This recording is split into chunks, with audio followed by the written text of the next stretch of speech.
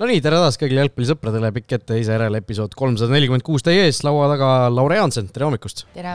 Markus Jürgenson, tere hommikust! Tere! Ja mina, Raul Õessar.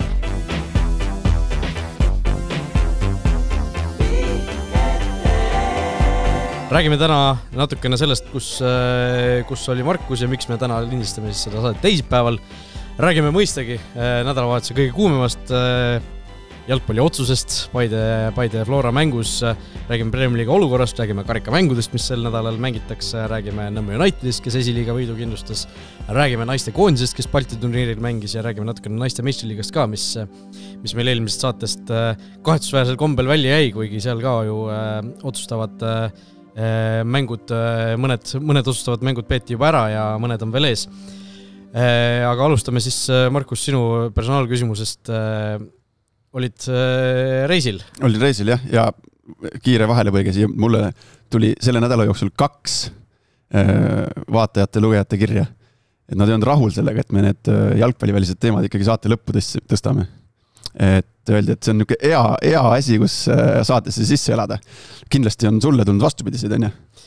No, aga kusjuures minu enda naine küsis, et miks te need lõppu panite küll, jah? Oli või? No siis on sul pahandust tulnud.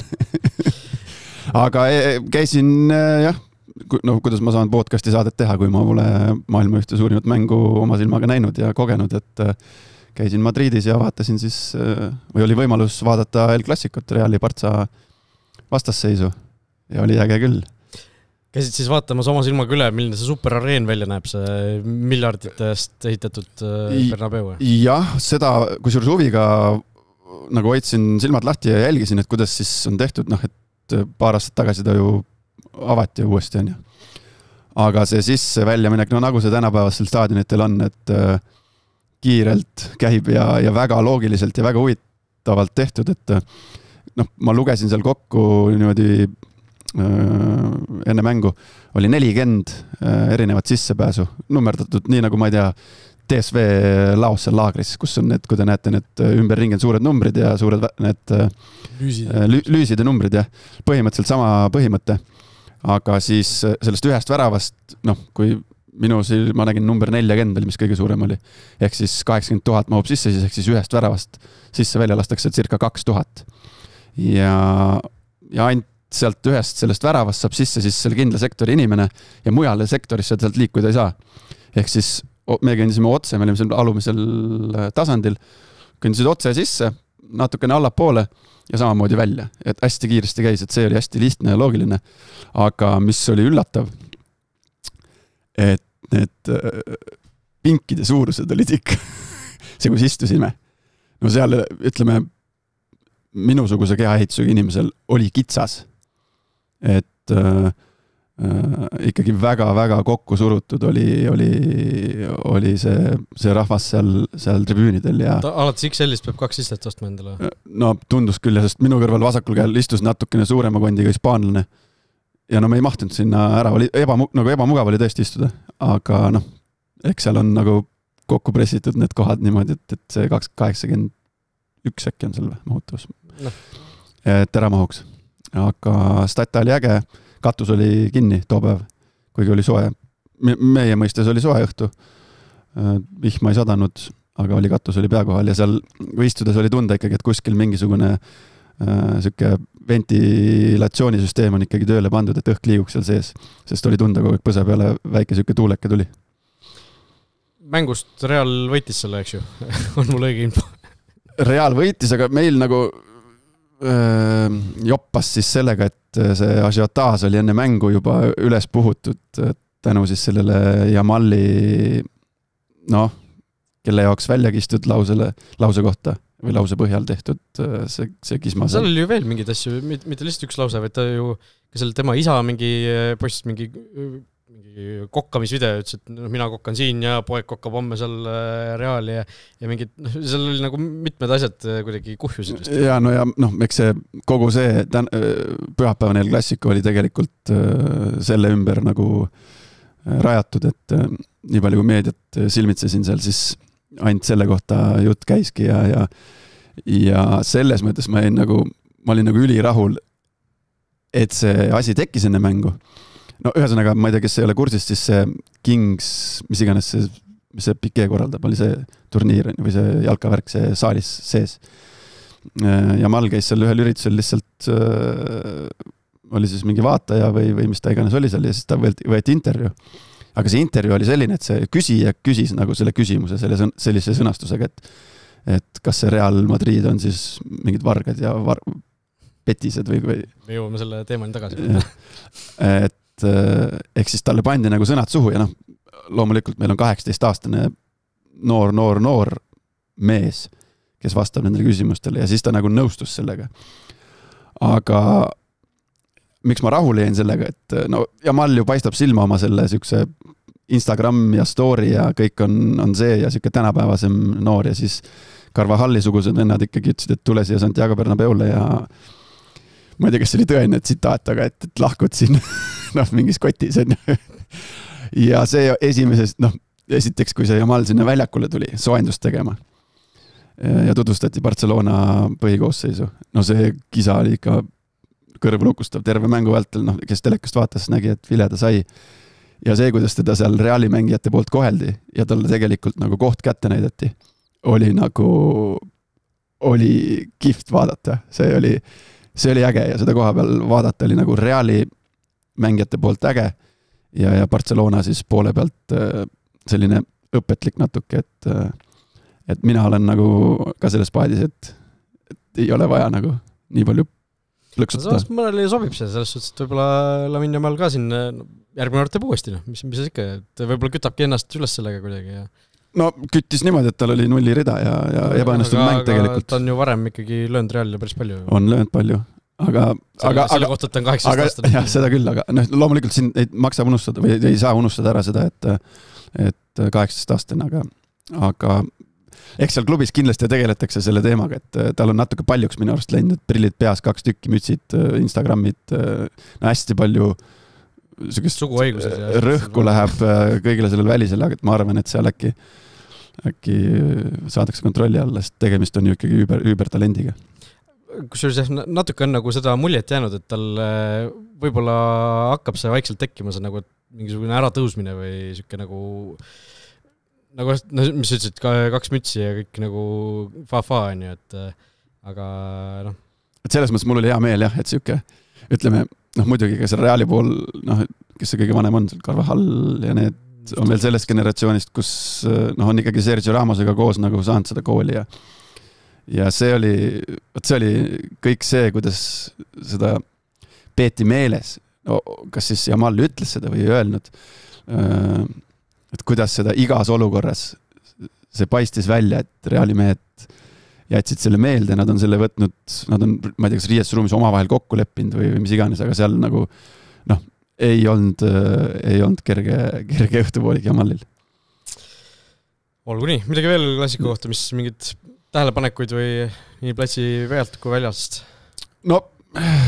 Oomamatu mastaap, et kui nagu ikka mina olen see mees, et lähed siuksesse suur linna, siis on metsik rahvamass, tunned rõõmu, et Eestis on meil tegelikult mõnus on ja iga kord see sama jutt, aga siis kui ma sinna mängule jõudsin ja see mängukorraldus, kõik need turvamehed, kõik see, see hõlmab, ma ei tea, 1000+ inimest, siis nagu on nagu kurb meel, et selles mõttes, et meil siin Eestis nagu pole mitte midagi ligi lähedast ja seal toimub põhimõtteliselt iga nädal selline üritus, et ja kui kirglikult kõik need fännid seda võtavad, et see on gift ja kellel vähegi võimalust minge vaadake siukseid asju, et mis piletid said?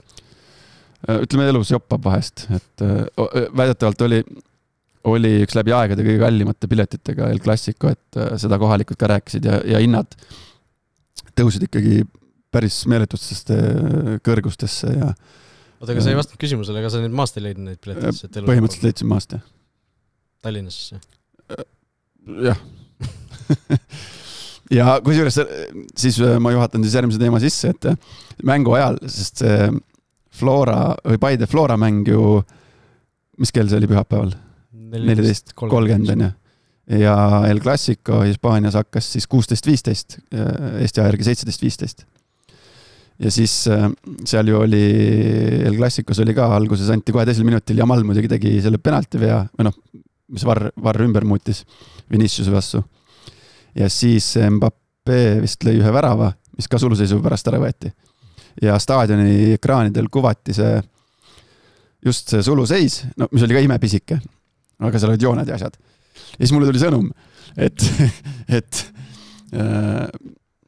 ühelt Saksamaal mängivalt profijalgpallilt, et mis sulg see on või mis sulg see oli. Ja siis ma kirjutasin talle sõnumid, et staadionil näidati seda, aga siis mõne minuti pärast selgus, et me rääkisime nagu erinevatest mängudest, et mina rääkisin El Clasicust.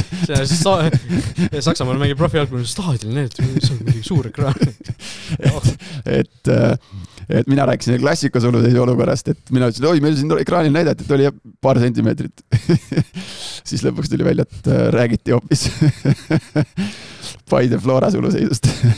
Jah, ühesõnaga me oleme jõudnud siis sujuvalt sinna, mis selle nädala lõpu, selle nädala ilmselt võib-olla selle hooaja lõpu üldse võib-olla üheks põhiteemaks kerkib, ehk siis see Paide Flora mäng, meil Premier Leagues 2 vooru eelmine nädal, tuletan meelde. Aga võtame selle kindlasti esimese ette, sest see on kõige rohkem tundeid tekitanud, kõige rohkem kirgi kütnud ja ütleme selliseid arvamusi tootnud teema, ehk siis Paide Flora mäng 90+8 ja seis on 1-1, Paide lööb värava, Martin Miller lööb justkui 2-1 värava, saab tähistada paar sekundit, lipp läheb püsti, VAR kontrollib, tuvastab, et ei olnud põhjust suluseisu otsust nii-öelda ümber pöörata, Paide jääb sellest võiduväravast ilma, hiljem saame teada, et põhjendamatult. Jah. No mina ütleks küll, et väga halb olukord. Nagu väga halb, et see juhtub mängus, kus üheks osapooleks on Flora ja teiseks Paide, kes siis siin suviste suursündmuste ajal olid 2 eri leeris, et jah, aga no me ei saa mööda vaadata sellest, et see oli üks individuaalne eksimus kohtunikult. Et see on ebaõiglane, see on ebaaus, Paidel on põhjust olla vihane, pahane, kuri ja kurb, aga see ei saa päeva lõpuks midagi teha, see on see meie varusüsteem täna, see on täna see, mis nagu mõjubki ebaõiglaselt, mis ei anna meile võimalust kontrollida mingisuguseid nappe olukordi üle, et jah, ma ei tahaks Paides nagu olla, et sest et tõesti, see on sinu vastu. See ei ole see, et sa lõid kastis pallist mööda ja ei löönud väravat ära või see otsus ei sõltunud nagu sinust, see viga ei sõltunud sinust, seda ebaõiglasemalt see mõjub. Täna jällegi me ei saa enam midagi teha või see oli selline surnud olukord, et läks nii, et teistmoodi põnev oleks see, et kui see tiim, kellelt see värav oleks ära võetud, oleks olnud Flora, milline Kaja oleks siis või mis iganes muu tiim, kui see oleks nii-öelda Flora nagu vastu siis olnud, et see oleks teistmoodi põnev nii-öelda ühiskonnas selline uurimisobjekt, aga jah, läks nii ja samas kõige rohkem võitis sellest Kalju, kõige rohkem kaotas sellest Paide ja Floral päeva lõpuks suurt vahet ei olnud tegelikult. Jah, sest et tõenäoliselt nad ikka lähevad oma teed ära. Jah, selles suhtes, et lihtsalt korra lihtsalt see asi nagu faktid lihtsalt selgeks teha, et ei oleks nagu selles suhtes mingit segadust. Palli ette, eks mina kusjuures alguses, kui ma ka nägin seda esimest kaadrit, siis ma mõtlesin, mis asja, et kas äkki ERR näitas mingit vale olukord, et äkki selle esimese söödu Milleri mida ju tegelikult, ma vaatasin seda ülekandest üle ka, et seda nagu ei olnudki näha, nad ei olnud kordagi samas kaadris nagu söödu hetkel, et äkki Miller oli siis, see mängute liikumine ei tundu nagu loogiline, siis pärast ikkagi tuli kinnituse, et ikkagi see olukord ja olin ka nagu üsna hämmeldunud, et kuidas see nagu võimalik on, aga lihtsalt hiljem ka, kui sa natukene nagu rahuned, vaatad seda üle, siis siis on see mõistetav, miks see niimoodi läks, aga lihtsalt meil varr on tehtud täpselt, me selle palju me paneme sinna alla, selle varri alla. See oli mingi hooajal või see oli mingi periood, oli mingi 1 000 000 eurot oli mingi 3 aasta peale. 3 aasta peale kulub selle peale 1 000 000. Ja selle 1 000 000 me ju rääkisime, kui see meie selline mitte täisväärtuslik varr tuli, just selliste asjade vältimiseks meil see pandigi, mitte sellepärast, et noh, ma ei taha nagu kedagi halvustada. See ei ole sellist, noh, okei, ma ei hakka seda lauset ütlema, mis ma öelda tahtsin. Aga täpselt selliste olukordade pärast meil see varr on. Mis ei, no okei, no vaidle vastu. Ei varr on selleks, et ümber pöörata selged kohtunike eksimused. Tsiteerin. No tsiteeri. Ma tegin pildi sellest. Varr saab sekkuda siis, kui tal on kindel tõendusmaterjal, et väljakul tehtud otsus oli vale. Just. Kui olukord on piiripealne nagu praegune, siis varr vastavalt suunistele ei sekku. Yeah. Nii, aga mida me siis sekkume siin 8. juuli, kui mingi käsi liigub 5 sentimeetrit. Tšekid on välja otsitud, nii. 8. juuli, kui käsi liigub. Käsi liigub 10 sentimeetrit vasakule või paremale. Nii, ja siis selle lause järgi ma ju ütlen, et kui see videokohtunik kutsub peakohtuniku seda kätt vaatama, siis ju selle lause järgi läheb ju peakohtunikule ilmselge vihje, et mingi räme eksimus on kuskil tehtud.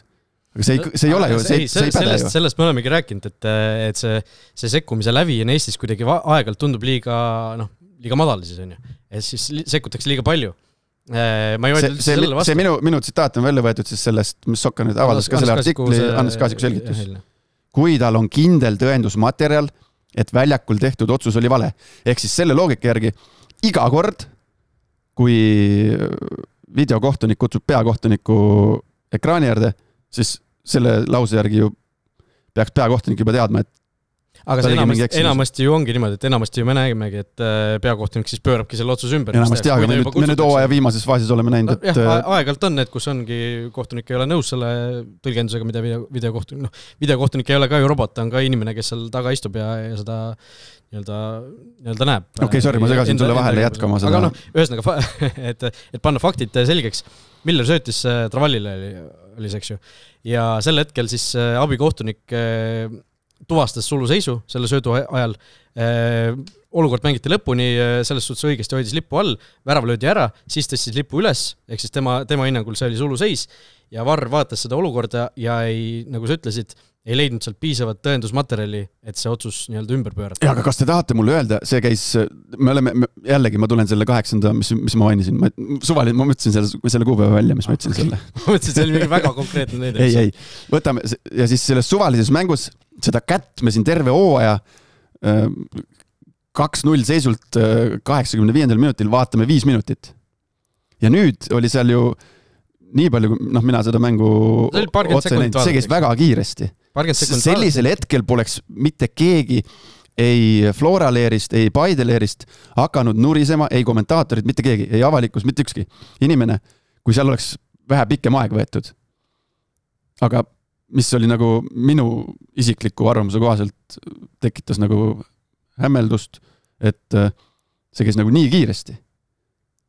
Ma suhtlesin ka eile kohtunike osakonnaga natuke see põhjendus, mis sealt tuli või miks see käis nagu võrdlemisi kiiresti, oli see, et seal ei olnudki vaata eriti palju neid kaadrit, mida vaadata. Seal oligi see üks stop-kaader, mida näitas ka ETV, eks ju. Ja mille järgi ma seal Santiago Bernabéul vaatasin selle kohe kiirilt üle ja ma ütlesin kohe, et see ei olnud suluseis. Aga vaat, see ei olnud suluseis, see oli silmaga näha, see ei olnud suluseisu. See oli silmaga näha sellepärast, et see kaamera nurk oli natukene petlik. See on üks asi, kaamera nurk oli petlik, aga mis lõppjäreldus oli? Ei, lõppjäreldus oli see, et kui sa tõmbad need jooned, mida lihtsalt rõhutame, varruumis või seal vorruumis ei tõmmata jooni. Seda tehnikat mängu ajal ei kasutata. See oli pärast järgmisel päeval tõmmatud jooned, või ma ei tea, õhtul tõmmatud eraldi programmiga, ja mida Hannes Kaasik ütles, et seda ei saa igal väljakul Eestis ei saa seda kasutada, seda joonte tõmbamise tehnoloogiat, selle tõttu ei ole seda ka nagu varri nii-öelda siis inkorporeeritud, on ju. Aga need jooned ju näitasid, et see suluseis oli tegelikult minimaalne. 10 sentimeetrit, millest me räägime. Ehk siis 10 senti on nii palju, näitan nii palju, see on õlast 10 senti, see on päris palju. No nii palju, see näitas 20 senti. 10 senti. iPhone on 14. iPhone on 14. Siit võtta natuke maha. See on päris palju, kui ta must on ikkagi nii palju ees, see on pool keha. Nesterovi puhul. Meeste või naisterahva? Nesterovi. Nesterovi. Pool Nesterovi on meil mõõtviik. No ühesõnaga, see on üsna väike suluseis. Ei huvita. Kuule. ma vaatasin videost, ei olnud suluseisu ja järeldusel ei olnud suluseisu. Lihtsalt ma tahaks rõhutada, et inimesed nagu sina, kes tundub, kas ei saa aru või ei taha aru saada sellest, kuidas need kaameranurgad ei, ma saan aru. Ma vaatasin, panin selle ülekande pausile sel hetkel, kui see nii-öelda laivis, kui see sööt tuli, sealt keskjoone kaamerast, on ju. Sealt sa vaatad, sama hästi võib öelda, et seal on suluseis. Sest kaameranurk petab teistpidi. Kui see kaamera oleks olnud, siis kui see on, eks ju, väljak, meil praegu oli siin joone peal, 16 kasti peal. Kus oleks siin pool olnud 16 kasti peal, siis oleks täpselt teistpidi petnud see. Siis oleks tundnud, et muidugi on suluseis. Ei, seda kõik teavad, et see kaameranurk petab. No ei tea kõik, mulle tundub, et ei tea. Teavad. Aga ma panin täna hommikul proovi pärast, panin AI-sse selle pildi, mis oli Sokkenetist välja võetud. Ja sealt tuli päris kiiresti vastus, et mis sa arvad, mis vastus sealt tuli? Ma seletasin selle ära, valge mees. Seal sisend on vaja hästi täpselt anda. No ütles, et ei ole suluseis. No täpselt. Ei, seda ütles ka ju see jonte tõmbamise asi. Seal oli suluseis, muidugi keegi ei vaidle vastu, et Paidelt võetigi määruste pärane vära. Seal ei olnud suluseisu. Lihtsalt olukord oli selline, kus olukord oli sedavõrd napp, et meie VAR, mis on 3 aastat täpselt samasuguste põhimõtete järgi neid suluseise mõõtnud, tõmmanud ja otsustanud, meie varril ei ole põhjust seda tagasi või ümber pöörata, kui see olukord on sedavõrd napp. See 5 sentimeetrit või 10 sentimeetrit palja silmaga on sedavõrd napp, et kui see kaamera ei ole ka niimoodi, et sul on mõlemad mehed täpselt sirgelt, siis seda on väga-väga keeruline hinnata. Tuletan meelde, seal VAR-ruumis ei ole neid jooni. Varjuruumis pole jooni, jah? Ja nad vaatavadki selle põhjal, mis see üks kaader oli, ja sul ei ole piisavat tõendusmaterjali, sa ei saa sealt 100% öelda, et abikohtunik tegi vale otsuse, sellepärast see värav jäi püsima. Ma ei ole nõus. Ühesõnaga, jaa, selles mõttes, et... No, sa ei ole nõus ainult sellepärast, et see kaamera oli seal pool väljakut. Ei, ma vaatasin kordust, pigem ei ole suluseisu, ja lõppkokkuvõttes ei olnudki suluseisu. Täpselt, pigem ei ole suluseisu. Ei olnud suluseisu. Pigem ei ole, jah. Aga selles mõttes, okei, see selleks, see sinna kõik juurde. Aga ma olen nüüdseks on avaldanud Paide sotsiaalmeedia ja seal töötavad inimesed oma mingid arvamusi ka. Selle juurde tuleme. Esiteks, kõigepealt ma ütlen, ma tahtsin küll enne saadet uurida, palju see Louvre'i, see juveelirööv, mis see väärtus oli. See oli seal mõnisada, äkki oli mõnisada või mõnikend miljonit või palju see oli seal. Et ikkagi Louvre oli vähe hullem ja see tehti ka päisepäeva ajal kõikide inimeste silme all, kus see tõstuks sinna rõdul läks ja tõstuki pilt olete näinud. Et ei ole. See käis ka tänava peal, kõigi silma all tunkedes mehed läksid lihtsalt rõdule ja... See klassikaline, et paned selle töömehe vesti olidki oranžide vestidega. Sõitsid autoga sinna alla rõdule ja hakken kätki need juveelid kaasa ja minekut. Ja seal oli vähe kallimad asjad. Aga sellega ma olen nõus, et 10 senti, see seletus, kõik see sellises olukorras, kas alati aitab, aga selles olukorras oleks aidanud lihtsalt see, et kui oleks tulnud eksisime, vabandust, bla, bla, bla, bla, bla. Põhimõtteliselt see ju tuligi, et abikohtunik on see, kes selle otsuse lõpuks tegi, see, kelle otsus, see lõpuks oli ju, kas see värav jääb jõusse või ei jää. Tema tegi seal, tagantjärele me teame, napilt, aga tegi vale otsus. See mul ei märkamata, kas see lipp, ta lasi olukorra ikkagi lõpuni, et ta ei tõstnud liiga kiiresti. Ja VAR saigi ju sellepärast seda üle vaadata, et lihtsalt Eestis on see VAR selline, et sellised asjad, kui see ei ole nii ilmselge, et seda on silmaga näha selgelt, siis aga tegemist oli ju kaaluka mänguga. Lihtsalt tuletan meelde, see, et see üks kaameranurk oli selline, kus kõigile justkui tundus, see ei tähenda, et ta tegelikult oligi nii selge. Kas tehti kõik endast olenev, et võimalikult õige otsus sealt VAR-ist välja võtta? Minu seisukoht on, et ei. Ma jään ikka endiselt selle juurde. Seal oleks võinud ükskõik mis võtteid kasutada seal ma ei ole VAR-ruumis käinud, ma ei tea. Hakka kasuta samamoodi AI-d või võtta mingi programm kõrvale, siis ma ei tea, kui on lubatud. Võta seal see aeg, tee kõik selgeks seda. Mõtlen, VAR-il on ka põhjusega omad protokollid, kuidas nad asju teevad. Kui me hakkame siin Paide Flora mängus mingisuguseid jooni tõmbama, AI-d kasutama ja eksperte kaasama välismaalt, siis see on ju ebaaus kõikide teiste mängude suhtes, mis on tegelikult ju sama kaaluga hooaja jooksul. see ei käi päris niimoodi, et sul on nüüd natukene olulisem mäng justkui hooaja lõpumäng ja siis sa ja, aga me oleme terve hooaja oleme neid mingeid mõttetuid olukordasid vaadanud pikalt. Aga siin oligi, siin ei olnud väga midagi vaadata lihtsalt, oligi. Ma juhatan ise selle järgmise võimaliku teema sisse, et me pole selle teemaga lõpetanud. Ma järgmise nagu sammuni, et kui see olukord oli nii napp, siis miks tegi kohtunik just selle otsuse sinna suunda? Mitte napilt teise poolde, et abikohtunik siis? Jah. No abikohtunikel need asjad käivad natuke teistmoodi, et sa näed seda olukorda, sa võtad selle otsusega kohe vastu, sa ei ole niimoodi, et sa lased selle olukorra lõpuni mängida ja siis hakkad mõtlema, et kas seal nüüd oli või ei olnud, see käib sul niimoodi lõpus peas. Aga et kas tal seal kuklas midagi? Ei olnud midagi kuklas. Aga lihtsalt kogu see asi ongi nagu tekitanud selle, et nagu muidu inimesed, kes tunduvad mõistlikud, loogilised, arukad, on täiesti ogaraks läinud. Täiesti ogaraks. Ma vaatan sinu otsa Arto Saar, ma vaatan sinu otsa Kalev Kruus, ma vaatan sinu otsa kõik teised, kes on seal Facebookis ja igal pool laamendama kukkunud, mingisugused vandenõuteooriaid hakanud otsima, kuidagi toonud, seostanud seda kuidagi, ma ei tea, presidendi valimistega ja nii edasi, nagu kallake endale külmavõtt pähe ausalt. Nagu. Et see, kuidas on täiesti käest läinud see kogu käsitlus nagu mul on vist see, mu feedi pole need sisse jooksnud. No, on see sõna olemas, feedi sisse jooksma. Ilus eestikeelne, Eki toetatud seinale sisse jooksma. Et see nagu, need, ma ei tea, vandenõuteooriad ja kuidas seal mingid inimesed tõsimeeli jäävad seal uskuma, et Aivar Pohlak, jälle see kuulus Twitteri kontos Aivar, mis oli siin mõned nädal tagasi teemas, see vist postitas ka, et kuidas ta umbes siis andis videokohtunikele sisendi seal, et vära tühistada ja keegi minust jäigi seda uskuma, hakkas seal, see oli vist Kalev Kruusi postitus seal, kus hakkaski vastu vaidlema selle, oota, mis asja, et kuidas on Aivar Pohlak üldse mingisugune ligipääs sinna, et kas teistel klubidel on ka siis või tõsimeeli jäädakse nagu täiesti ogarusi uskuma. See oli pigem huumori võtmes, kui ma kuulasin praegu esimest korda kuulen siukest. No ma ei ole kindel, et seal päris ei see Aivar on muidugi huumori võtmes, aga inimesed jätkuvalt jäävad nagu uskuma, et see on mingi päris konto.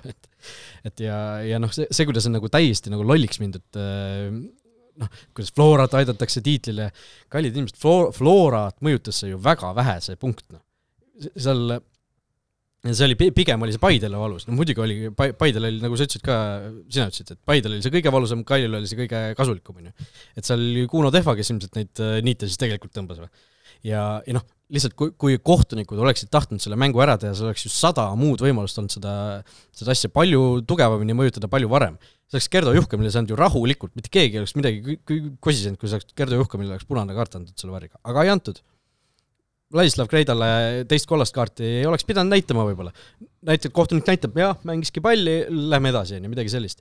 Seal oli ju 100 muud olukorda, mis läks tegelikult Paide kasuks. Paide väravat vaadati ka ju. Miks siis kohtunikud seda ära ei võtnud, kui oleks seal mingisugune vandenõu taga olnud.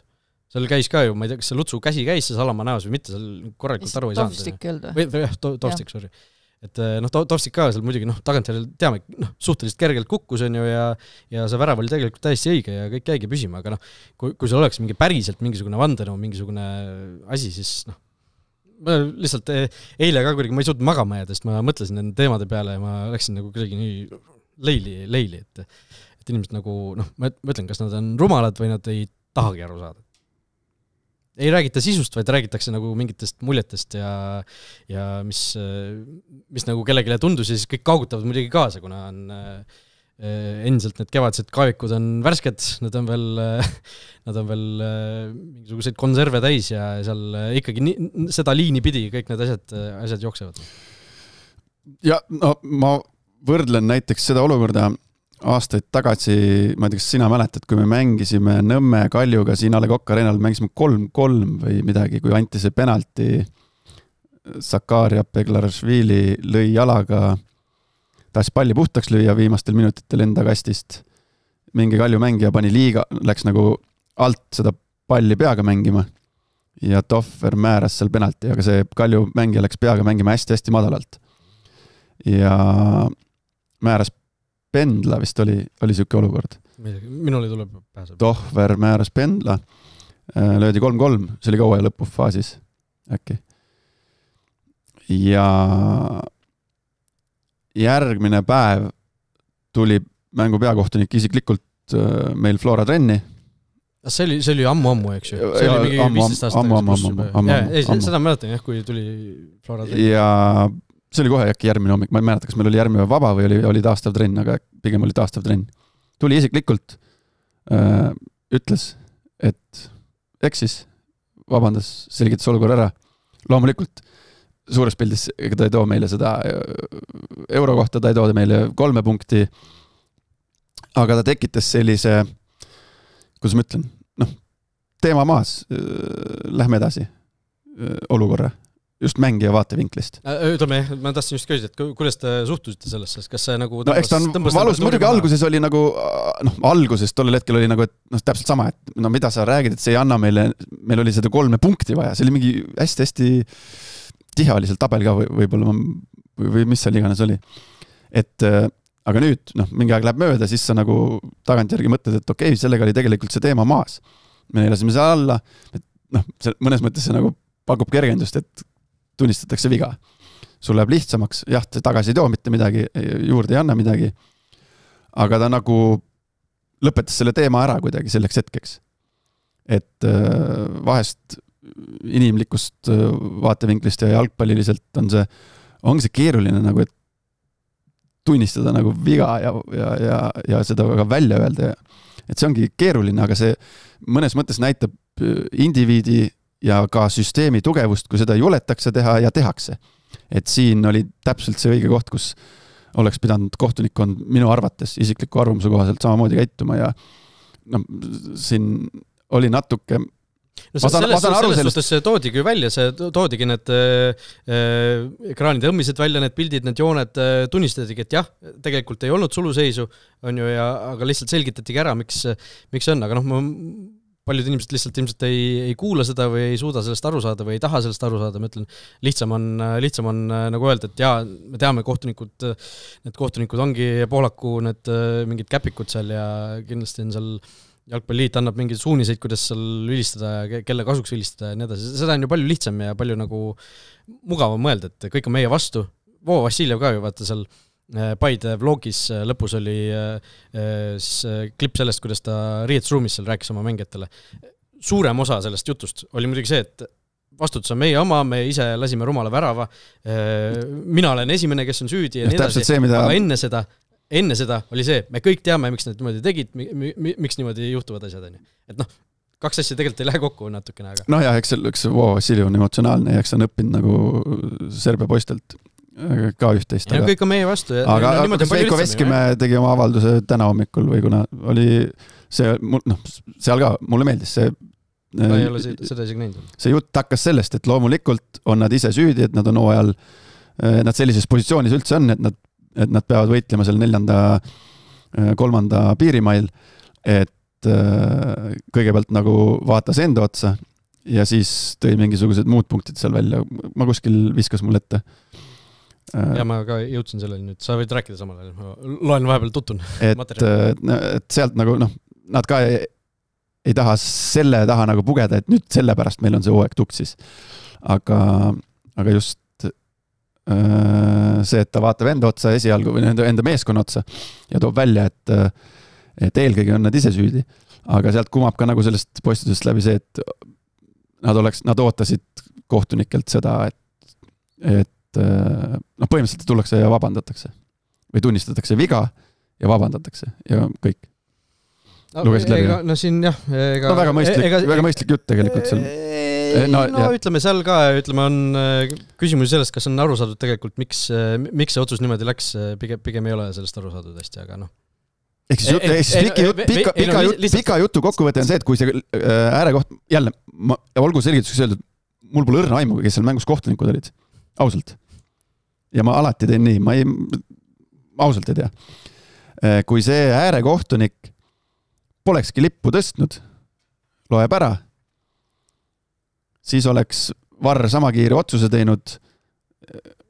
Et sa ära valiteerida, jah? No see on see sinu teooria olnud, et abikohtunik ei tohikski suluseisu puhul üldse lippu tõsta või?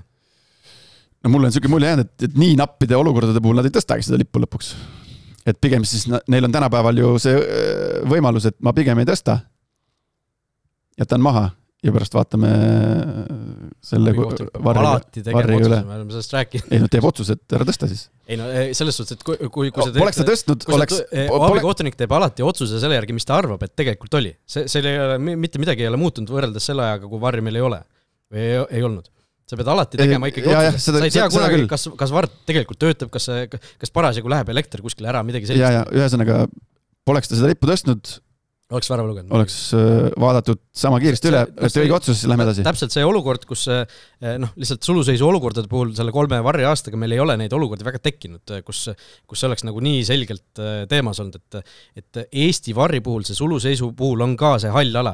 Me oleme harjunud võib-olla selle Premier League'i või meistrite liigaga, kus ongi, sa saad iga kord nagu ekraani peal kinnituse mustvalgel või ma ei tea, värviliselt, et kus need jooned on, mis see õige otsus on, mis see vale otsus on. Seal ka oleneb, kui laia sa selle joone tõmbad, kui jooned kattuvad, kas see on siis ühel joonel ja ei ole suluseisu, nii edasi. Aga Eestis neid jooni ei ole, tulete meelde. See on kõik palja silmaga põhimõtteliselt sealt ekraani pealt vaatad. Ja see lihtsalt Veiko Veskimäe puhul siin ka ei ole nagu jalgpalli mingitest varri reeglitest ja protokollidest ei ole aru saadud lihtsalt sellega, et tema siis ma tsiteerin lihtsalt, et see ei muuda olematuks fakti, et kohtunikud tegid hooaja selles faasis äärmiselt küsitava lubamatu vea. Aga mis tal oli ennem ka paar punkti? Sellest me rääksime, et esimene punkt oli see, et kui me jääme potentsiaalselt 4, siis mitte kohtuniku eksimusele, vaid enda mängudele. Võtame vastutuse, viik jäi tulemuseks ikka peamiselt seetõttu, et lasime sisse ühe välditava eksimuse. Jah, väga okei. Ja siis 3. punkt, et see ei muuda olematuks fakti, et kohtunikud tegid hooaja selles faasis äärmiselt küsitava lubamatu vea. Mitte sellega, et lipp tõsteti valel hetkel, sulgudes, kuigi ka see on selge eksimus, kohtunik otsustas sekkuda olukorras, kus ta ei saanud olla 100% veendunud, et oli suluseis. Vale. Vaid sellega, et elementaarne oleks olnud peakohtunikul küsida äärekohtunikult, kas sa oled 100% veendunud ja minna ise kontrollima see suure kaaluga otsus üle ekraanilt. Kui sealt ei olnud võimalik suure kindlusega väita, et oli suluseis, siis oleks tulnud äärekohtuniku otsust tühistada. Ehk siis Veiko Veskimäe arvates oleks pidanud peakohtunik, nagu abikohtunik üle sõitma abikohtuniku täiesti üle sõitma. Ei, sina ole seal, oota ja ma lähen vaatan igal juhul nagu ekraani pealt üle. Need asjad ei käi niimoodi jalgpallis. See täiesti ajuvaba nagu käsitluses selles suhtes, et sorry. Et 4. punkt, kõik muu on lihtsalt demagoogia. No ei ole päris niimoodi. Ma tahaksid selle öelda, et Flora värav väga ilus. Väga meeleolukas värav, see kokkumäng Poomilt selline kavalsööt ja Sapinenilt löök, et Aga kas Sapinen ei olnud seal suluseisus? No seal vist jah, mingi see pilt käis ka. Ärme ma lihtsalt tahaks kiita, et me näeme neid ilusaid karistuslööke. Nii palju on näinud neid, ma ei tea, Rudenkod ja Pajod, kes siin oskavad neid lüüa, et minu jaoks lihtsalt väga rikastav tore moment, et saame seda ju ka päeva lõpuks kiita, kuigi Paide lõpuks vääris tegelikult võitu, aga läks nagu läks. Ei no loomulikult on, nad on ise ka öelnud, et loomulikult nad ju vähemuses olid. Või tähendab, enamuses oli Paide sellel hetkel, kui Flora viigistas. See, kui sa tahad medalit, rääkimata tiitli peale mängimisest, kui sa tahad sellistele asjadele mõelda, siis enam nagu ülekaalus mängides sa ei saa mitte ühtegi punkti kaotust endale lubada üldjuhul Eesti liigas. Et see oli nagu Paide poolt vaadatuna lubamatu, et nad sellel juhtudele lasid ja see tegelikult on Paidel siuke murelaps olnud, et ma ei tea, siis mängu algused on kehvad olnud või mingisugused perioodid tulevad sisse nii mängude lõikes kui ka hooaegade lõikes, et me oleme näinud ka väga erinevaid poolaegasid nende esituses ja kui sellised eksimused on vaja välja ravida, et ennem ei saa nagu kõrgesse mängu sekkuda. Aga ma ütlen veel kord, see Veiko Veskimäe postis ka näitas seda, et nagu muidu täiesti arukad, targad, tasakaalukad inimesed lihtsalt lähevad nagu täielikku absurdi selle teemaga, et lihtsalt läks sitasti, lihtsalt nii oligi. See on jalgpall, selliseid asju juhtub. Selliseid asju ei juhtu mitte ainult Paide vastu, juhtub kõikides teistes mängudes ka, kõikide teiste vastu ka. Ja endiselt kui me varri tõime, siis me rääkisime, et just selliseid asju vältida. Ma mõtlen veel kord, mitte selliseid, me väldime asju, mis on ilmselged eksimused, mitte sellised, kus on tõesti Eestis... Olgu, ma tahan siis näha, ma edaspidi tahan näha, siis varr sekkub ainult täiesti ilmselge eksimus peakohtuniku poolt. Mina tahaks ka näha seda. Jah, aga see ju ei ole ju, see ju ei siis see tähendab seda, et iga kord, kui see peakohtunik läheb, siis on Varda kutsunud ilmselge eksimuse pärast. Ja siis ta peab iga kord, kui ta läheb seda ekraani vaatama, peab ta oma otsuse ümber tegema. On ju, või kas mina olen loll? Ideaalis peakski niimoodi olema ja ma ütlen, see sekkumise lävend, see mis loetakse nii-öelda väga selgeks eksimuseks või mingisuguseks nägemata jäämiseks, seda minu arust tuleks Eestis natuke tõsta, et meil ei oleks mingid suvalised, nagu see Kuressaares oli see, kus mõlemad võitlevad seal ja pall kuidagi kukub natukene käe pihta ja kohe on lähme vaatama. No ja siis me vaatame seal oli pall ei valetanud, penalti löödi üle ja kõik oli hästi. Et selliseid asju ei taha näha lihtsalt ja paraku Eestis lihtsalt on see selline, ma ei tea, suund võetud või kohtunikud on niimoodi seda hakanud tegema, aga ma ei tea, sest Paide Flora mängus tegelikult, kui me kogu selle Aplava kõrvale jätame, see oli 1 aasta mänge ju tegelikult.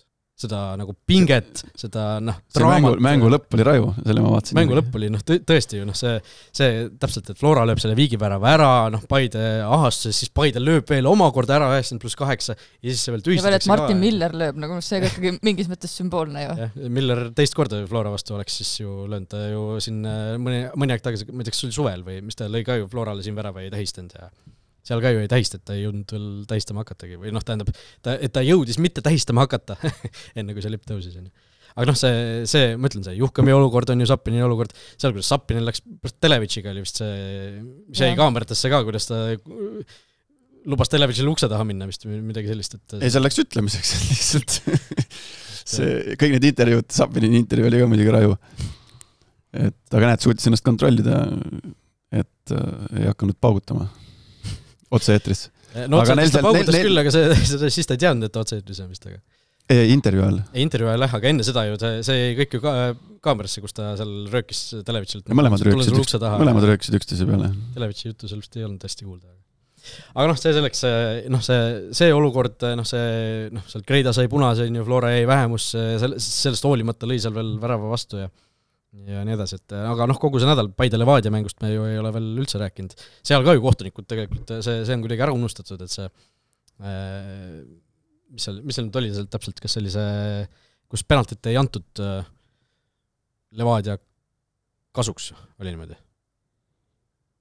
Ma isegi ei tea, see oli see olukord, kus Siim Pool karissalas, ma näitan siin A. Le Coq Arenal siin nii-öelda põhjatribüüni ees karissalas ju oli olukord, kus jumal küll, kes need seal olid, kas oli Peetson või Turv või kes see lõi seal, ei, Luts oli olukorras, Siim Luts oli. Luts, jah.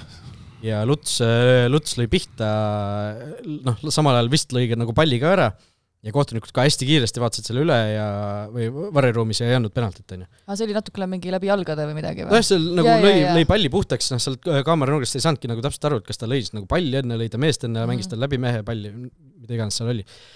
Pigem nagu sellest seljatagusest kaamerast tundus, et ta nagu mängis samal ajal sellist palli ja meest. Et võib-olla oligi nagu õige otsus seal mitte sekkuda, aga seal Levadia selgelt nõudis ju penaltit ja oli neil põhjust seal nõuda, aga seal ka ju toodi välja, et Martti Pukk vilistas mängu, endine Flora mäng, ja tuleta meelde, see ei olnud Flora mäng, see oli ju Levadia ja Paide mäng, on ju.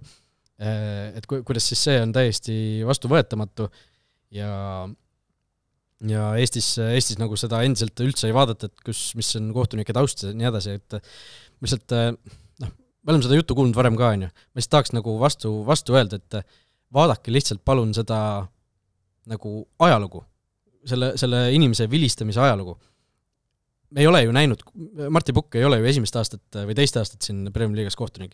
Ta on vilistanud aastaid juba ja me ei ole ju näinud sealt mingisugust räiget mustrit, et ta vilistaks ainult Flora kasuks või ainult Kuressaare kasuks või mingid sellised asju, et me peame ju ikkagi lõpuks neid kohtunikke usaldama, et seal ei ole, meil ei ole nii suur jalgpalliriik, et me saakski kuidagi vältida, et näed, ta on Madridi lähedal sündinud, et järelikult me seda Reali mängudel üldse ei pane, et see minu jaoks natuke läks nagu üle piiri, et seda enam, et see ei olnud ei Flora mäng ega Kuressaare mäng, see oli teise võistkonna mäng. Muu maailm ju tegelikult niimoodi toimetabki kohtunike määramisel. Mitte muu maailm, vaid muu nii-öelda suur maailm. Lätis ja Leedus, ma arvan, ei ole ka see niimoodi või isegi Soomes on ju, et sul oleks see valik nagu nii uhke, et sa saaksid alati selle põhjal neid otsuseid teha.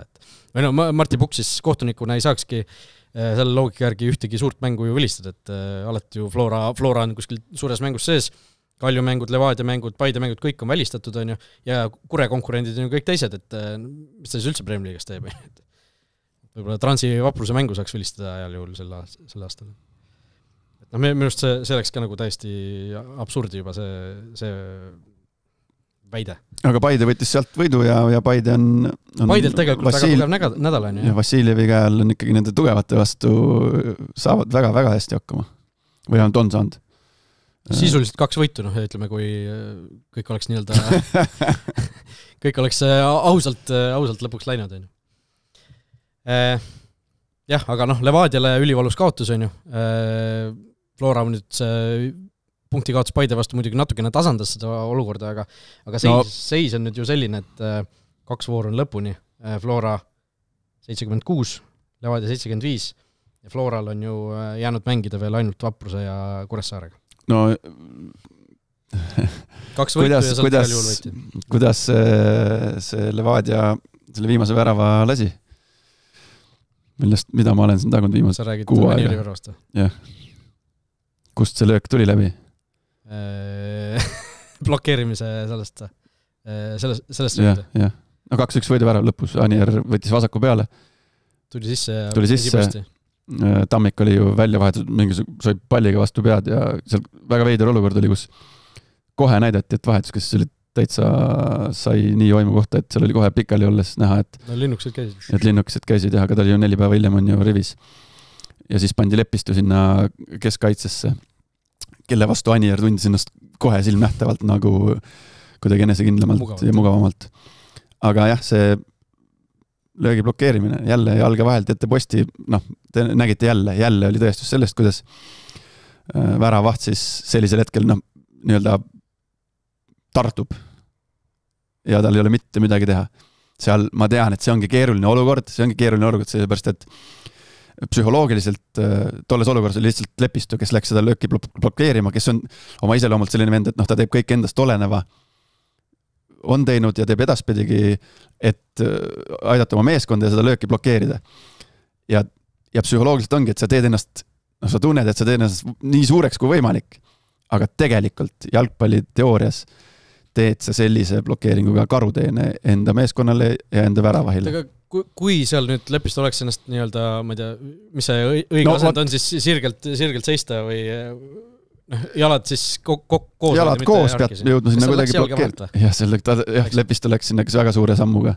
Tal oli seal ikkagi 2 jala vahel meeter. See tuli nagu nii ju, vaata väravahi jaoks ka nagu natuke vastu liikumist siin esiposti kõrval, et kas nagu oleks olnud varianti üldse jõuda sinna? No näed, see on harjutamise ja mingisuguse kinnistamise küsimus, et seal tagant järgi nüüd mul on ka lihtne. Mitte, et mina oleks sellele oma karjääri jooksul mingi keskendunud, mulle keegi ei õpetanud sellist asja, et kindlasti on ka minu väravahil löödud läbi minu jalgavahe väravaid, aga mulle omal ajal keegi ei õpetanud sellist asja või ei pööranud sellele tähelepanu või ei osanud pöörata. Aga seal nüüd tagant järgi, meil on lihtne siin, mul on siin lihtne laua taga öelda, et seal olukorras oli õige minna mööda maad spaagesse, et see oli nagu nii-öelda viimase häda mingisugune tegutsemine. Aga nii, kui ta ikkagi üldjuhul, kui ta sealt jalga vahelt läheb, siis juhtub nii, nagu juhtus. Ja oli näha ju tegelikult, kuidas ka päris pikalt veel pärast seda väravat käis väravahi ja keskkaitse vahel pikem vestlust, nagu pikalt arutasid seda teemat.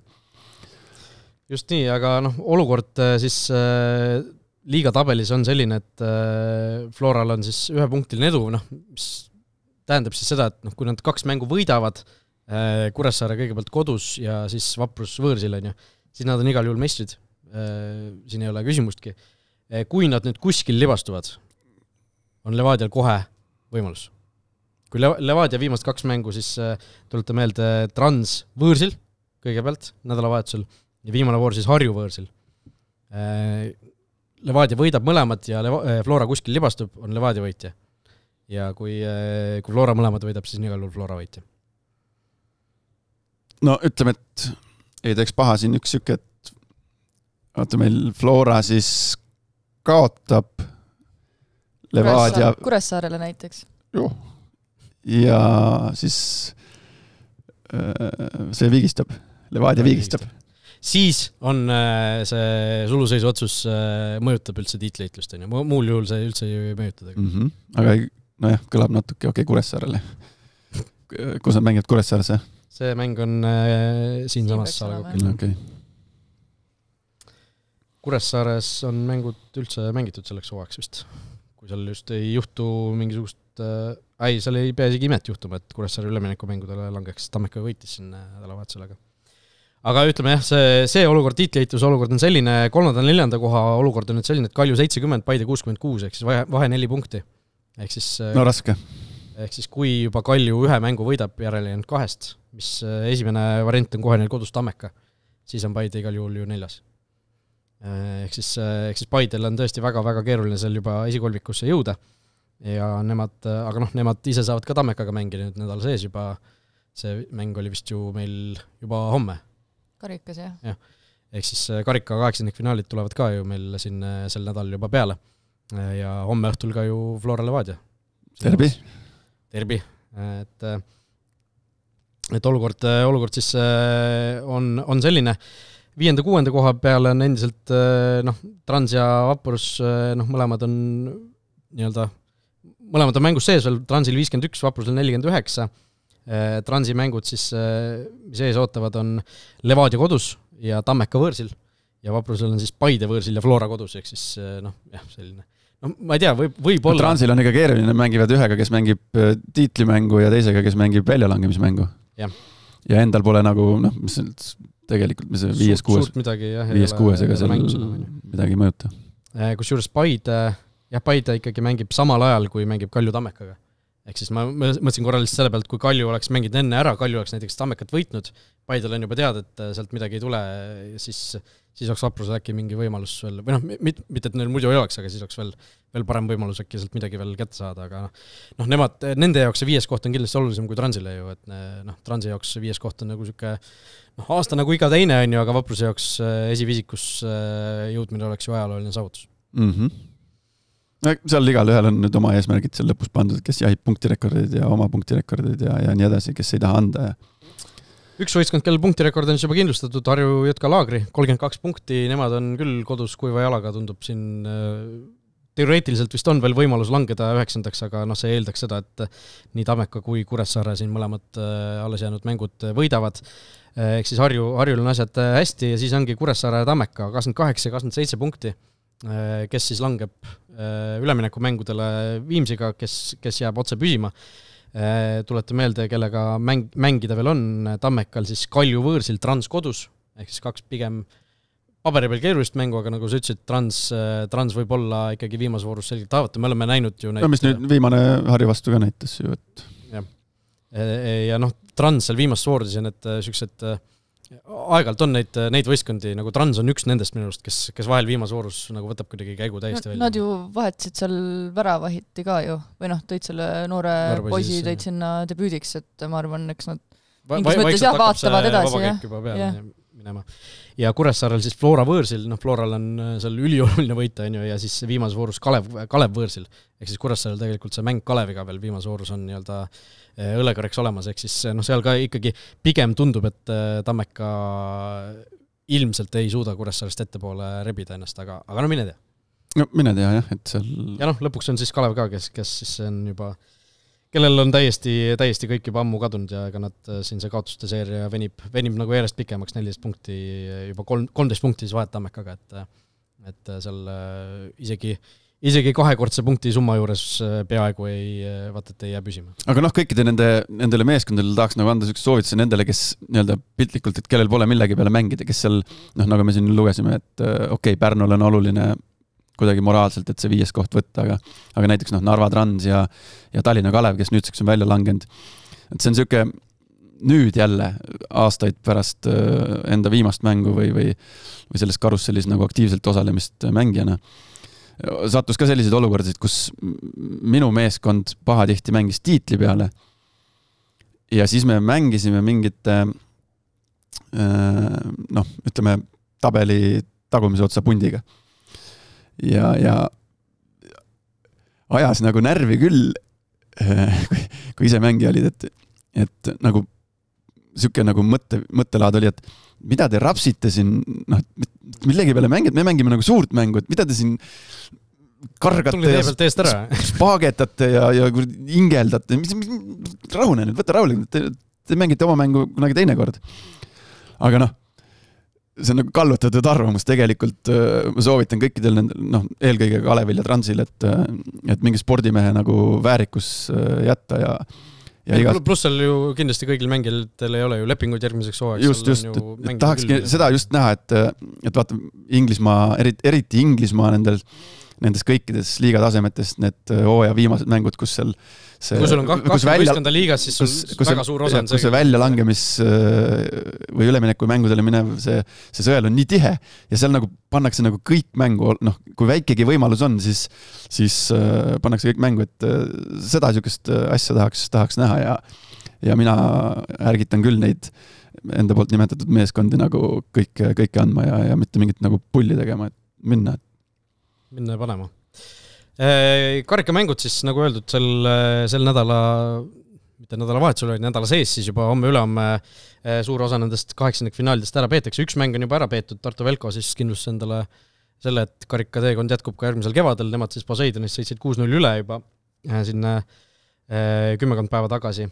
Aga jah, 2 suurt mängu siis Sokranetis, Flora versus Levadia kõigepealt homme õhtul. Seal ka au ja see on nagu eelkõige mängus, sest karikas nagu erinevalt Paides siis näiteks mingisugust Euroopa kindlustust kummalegi selles suhtes ei tähenda, et neil on juba see asi on kindel, aga siin on ikkagi selline Premium-liiga väline nii-öelda väljaspool arvestust tiitlimäng või?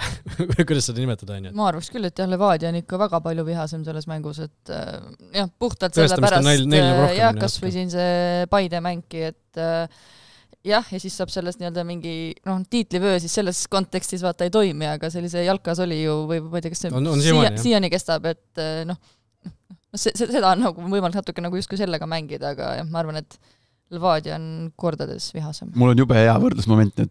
Tervi võtmes. Tiitlivööst rääkisid, tiitlivöö on nüüd peaks Paide käes olema, Paide võttis Levadialt nüüd ära selle ja Flora vastu Flora ei võitnud, nii et Paide käes on tiitlivöö. Mul on jube hea võrdluspunkt nüüd. Tervi, see millest sa rääkisid, see, ma ei tea, nimetame seda särgiauks või märgiauks.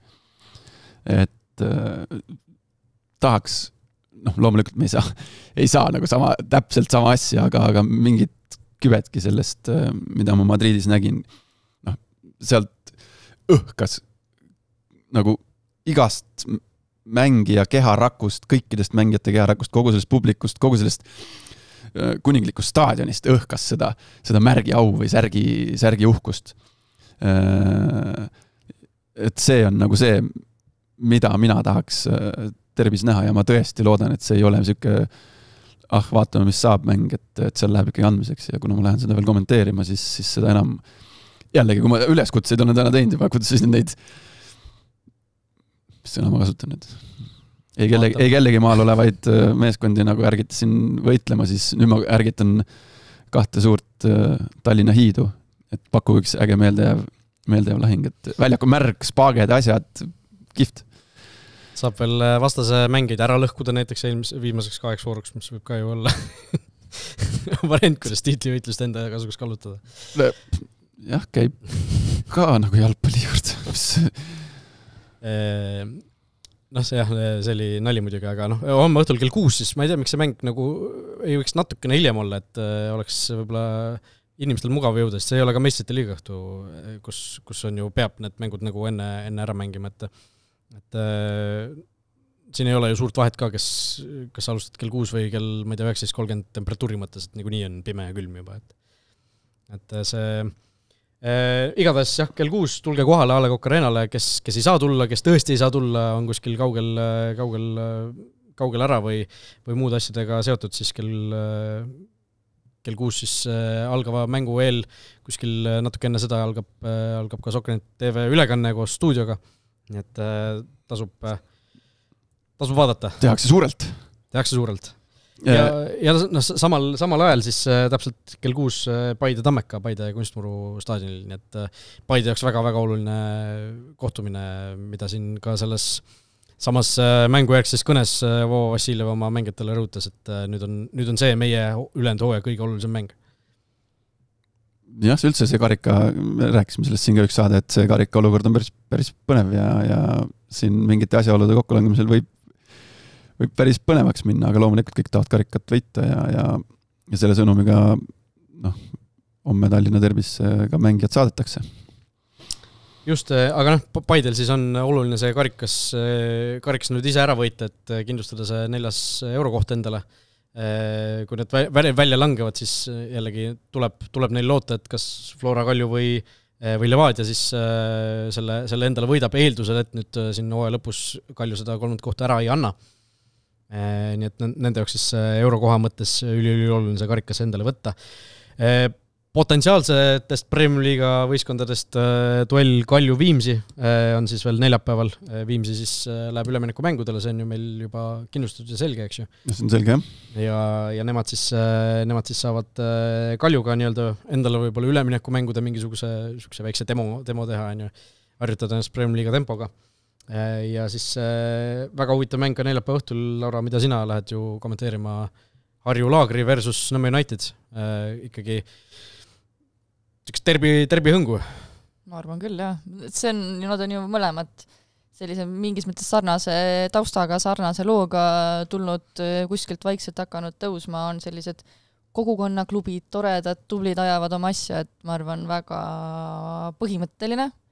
Ja Nõmme United ise on ju ka nüüd, et see on tegelikult täpselt see koht, kus seda vaadata üle, mis seisus nad on selleks Premium Liigaks, kui valmis nad on, mis mängijad valmis on, mida see mäng pakub, et ma usun Harju, erinevalt sellest, mis nagu aasta eest toimus seal karikavõistlustel, et kui seal United lasi siis satukene teadlikult õhku välja sellest mängust, siis ma arvan sellel korral küll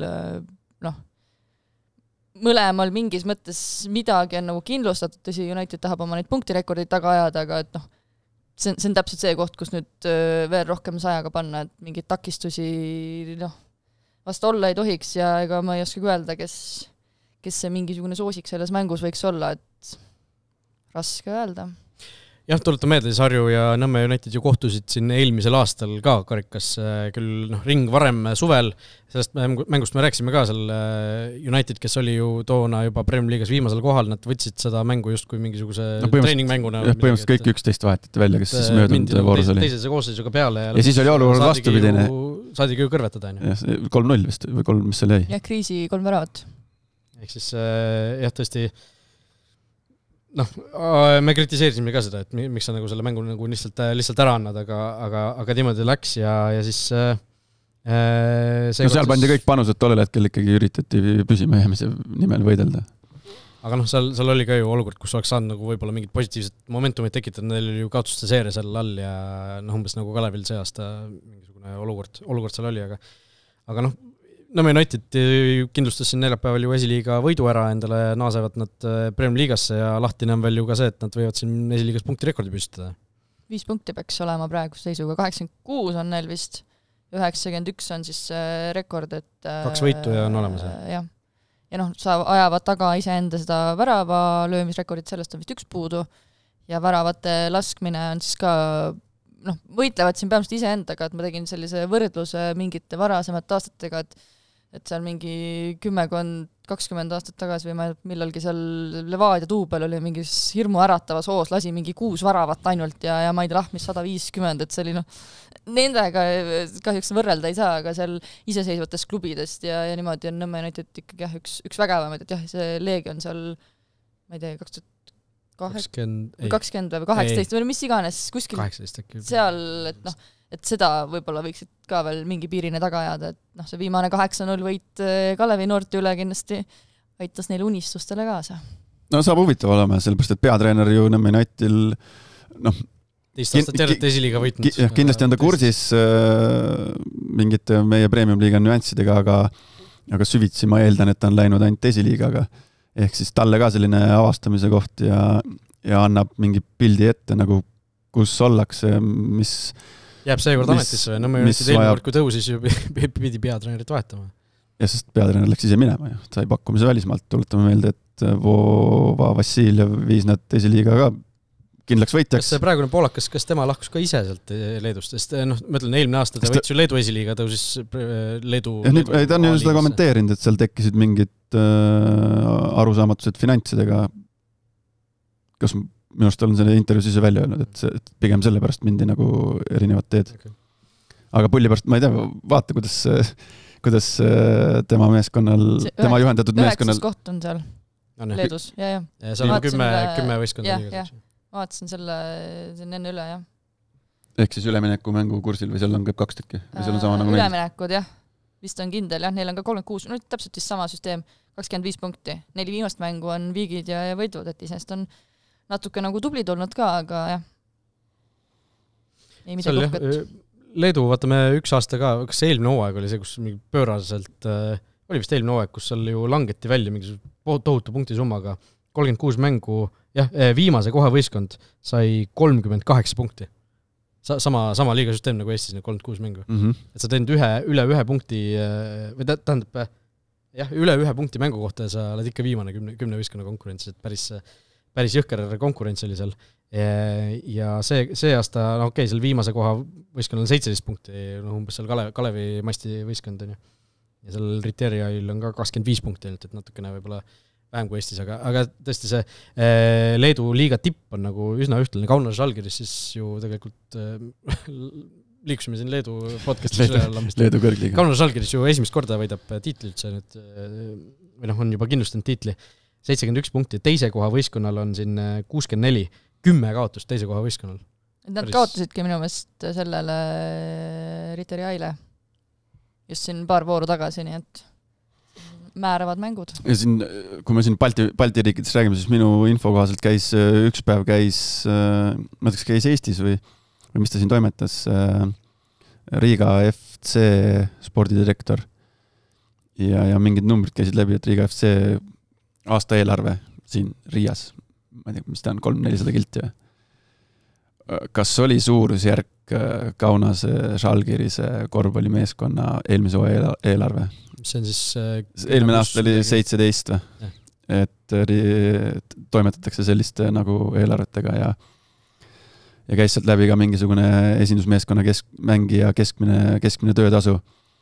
Et täitsa nagu ulme mõelda, et siit mitte väga kaugel kohas on nagu sellised asjad ja see baas, mis sinna on ehitatud, soovitan vaadata seal internetis ringlevad mingid videod, kus tutvustatakse neid ehitatud asju, et päris kihvt. Jah, noh, Nõmme Unitedis rääkis, Andrei Frov ütles ka ju välja sulle intakas, et tema jätkab Premier Liigas, tuleb tagasi, mis ta siis on, vanuse poolest on ju seal juba 40 all varsti, kas ta 39 saab järgmine aasta või 38? Ta on 88 sündinud. Ehk siis järgmine aasta saab 38 just hooaja alguses vist. Kas mingi aprillis mitte? No midagi sellist. Et noh, selles suhtes, et ei ole veel ju selline vanus, kus peakski lõpetama, kui endal jaksu ja tahtmist ja väga hästi on mängu, et just see FC Tallinnaga mäng, kus nad selle tiitli kindlustasid, seal hästi pane vaadata ka, et tolles mängus sai siis sellise rolli natukene sügavamal käia, et põhimõtteliselt käiski ülesehitusel oli teine keskkaitse või kukkus sinna nagu kasti äärde, et hästi huvitav vaadata, aga liikus hästi kõik puuted, asjad, otsused, okei, esiliiga kindlasti natukene teine tase, aga ei tundu küll jah, et oleks väsimuse märk ja teine küsimus, mida teeb Zakaria Begašvili, et teine 35+ mängija. Aga resultatiivses 40. No see on Zakaria Begašvili. Aga ülikõva, pika puuga seal järgmistest ees, et nagu ülikõva. Lihtsalt ongi küsimus, kas see väike vaheaasta, kas ta nüüd Premier Liigas suudab taas seda taset näidata, et see viimane hooaeg transist tal ka ju natukene ikkagi... Ei, alguses läks aega, et käima saada, aga pärast ta ikkagi oli ju, pärast ta tegi lõppkokkuvõttes tegi ikkagi mingi ala 10+10 või mingi sükse päris korralikud numbrid. Kuigi hooaja esimene kvartal seal läks natukene vist vaiksemas toonis. 7+13, jah. Sama tuleb kokku, on ju. Et see oli ikkagi korralik number. Just, nii et loodame, et mõlemad mehed siis jäävad ja annavad siis sükest mõnusat värvi järgmine aasta Premier Liigale ka ja põnev näha, kuidas siis Nõmme United sellel teisel katsel suudab. Harju, nagu nägime, teisel katsel ikkagi sai alad selgelt alla ja praegu ei saa veel matemaatiliselt kindlalt öelda, aga tundub igal juhul, et jääb püsima, aga selle põnevam on see omavaheline mäng ka, et kindlasti ja Frolovi-sugusene mängija Nõmme Unitedis, me oleme sellest ka rääkinud, et neil oli vaja seda eelmisel Premium Liiga hooajal sellist tüüpi mängijat. Nüüd on see Frolovi näol olemas, Frolov näitab, ma tunnen teda, ta näitab oma professionaalsuse suhtumisega nagu paljudele noormängijatele, kuidas see asi peaks käima, ta teab, mida nõuab see Premium Liiga ja eks ta on nagu vajalik lüli Nõmme Unitedis. Rekord vajab siis, mis on siis suurendamist? Tagant tulevad mingid vennad ja seal tal on vaja mängima hakata. Kes see oli, keda ma just üks päev vaatasin siin, et Podoljužin tuleb sealt. Jah, Podoljužin vist, et paar hooaega paneb veel ja on seal samas juba võtab rinnale. No Podoljužin siin omavahelistes vestlustes Levadia aegadest on ikkagi öelnud, tema paneb 40+ välja, lubas mängida. No ta kuidagi nagu, kus mingil hetkel nagu tundub, et ta on nagu praegu siuke 40+ mängija, kuidagi nagu siuke olekult ja selliselt nagu, mitte et ta oleks jube, ma ei tea, aeglane või kohmaks või midagi sellist, aga nagu siuke rahulikkus ja nagu kogemus ja see, et ta nagu nii kaua pildil on lihtsalt ta on 15 aastat tagasi juba pani ja mehel jäi siin, ma ei tea, kas hooaeg või 2. Üks hooaeg vahele. Et see veel, et ütleme, loeme numbrid ka ette. Markus Jürgens on 472, on ju Frolov 521 ja Podoljužin on siis kõige aegade 10. hetkel 447.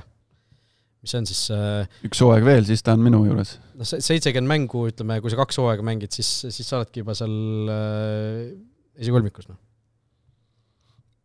Ja ta on praegu 33 vanuselt. Noor, jah. Siin on veel aega on. Kui 40-ni paned 7 hooaega... Tundub, et tal klapib peatreener Andreeviga ka ja tunnevad teineteist ju koos mänginud ja nii edasi, et kuidagi leidnud ühise keele. Lihtsalt esiliigast ka tore näha, et esiliigas nagu see sportlik tase kuidagi nende iseseisvate klubide osas on ikkagi tõusnud selgelt, et ma mäletan see sama, Laura, kui sa rääkisid sellest Levadia tuublist on ju ajastate tagusest, kui mina hakkasin nagu jalgpalli põhjalikumalt jälgima, siis ma mäletan see esiliiga oli alati see, et sul on kas Flora tuubel või Levadia tuubel, need nagu enamasti oli vist Levadia tuubel esimene, vahel oli Flora tuubel esimene, see oli nagu kindlalt nad olid teistest üle ja nad teistest seest ära, aga kui me praegu vaatame, siis mingi hetk, kus ju hooaja keskel minu arust oligi, et 5 iseseisvat olid esimesed ja 5 tuublit olid järgmised või 6-10 koht esiliigas. FC Tallinn küll nüüd siin hooaja teises pooles on natukene ära vajunud, aga praegu ka ju Nõmme United, Viimsi, Velko, Elva ja siis tulevad alles tuublid. See on äge, see peakski meil on esiliigas välismaalaseid, meil on see sportlik tase on ju selgelt tõusnud, mis on nagu olnud selline igasuguste nende solidaarsusmehhanismide ja stipendiumite ka ju ikkagi pikaaegne eesmärk olnud, et see asi nagu sinna suunas hakkaks minema. Ja... Laura ei mäleta seda võimsat Levadia U21 vist? Levadia 2. Või Levadia 2 vist, jah? Levadia II. Levadia II, et Kurtsi Glujants mängis selle. Kurtsa... Ja siis oli oli seal üks hästi jõuline, me kutsusime teda oma keskis seal Bulldozer. Ma ei tea, mis ta õige nimi oli, kindlasti Kurtsa teab. Aga nad mängisid hästi David Tammo, oli David Tammo või? Tammo oli küll keegi. Tammo, kes kaitses seal, et nad olid ülivõimsad, jah.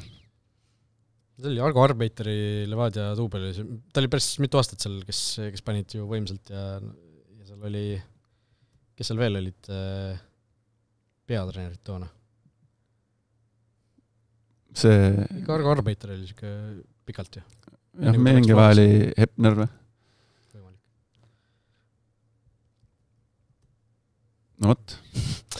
No nii, räägime natuke naiste jalkast ka, sellepärast, et meil on siin õiendada võlg ja rääkida siis natukene ka naiste messiliigast võib-olla kõigepealt.